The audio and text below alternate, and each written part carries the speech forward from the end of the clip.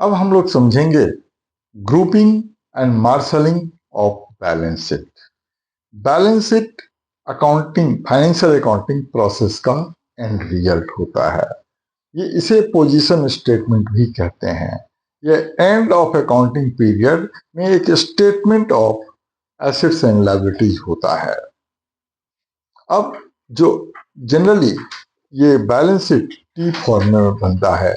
इसके left side को liability side कहते हैं, राइट साइड को एसेट साइड कहते हैं।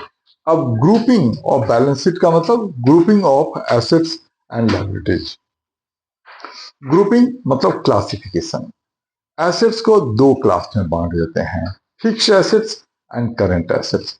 लायबिलिटीज को भी capital, non current liabilities and current liability, इस तरीके से क्लासिफिकेशन कर देते हैं।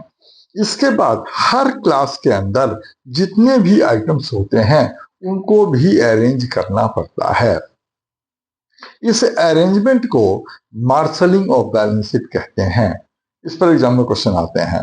ये मार्शलिंग ऑफ बैलेंस शीट दो तरीके से किया जाता है, इन ऑर्डर ऑफ लिक्विडिटी और दूसरा in order of permanence. In order of liquidity में जो सबसे ज्यादा लिक्विड एसेट है, मतलब जिसको जितनी जल्दी कैश में कन्वर्ट किया जा सकता है, उसे सबसे पहले दिखाते हैं, और जिसको सबसे लास्ट में कैश में कन्वर्ट किया जा सकता है उसको सबसे लास्ट में दिखाते हैं।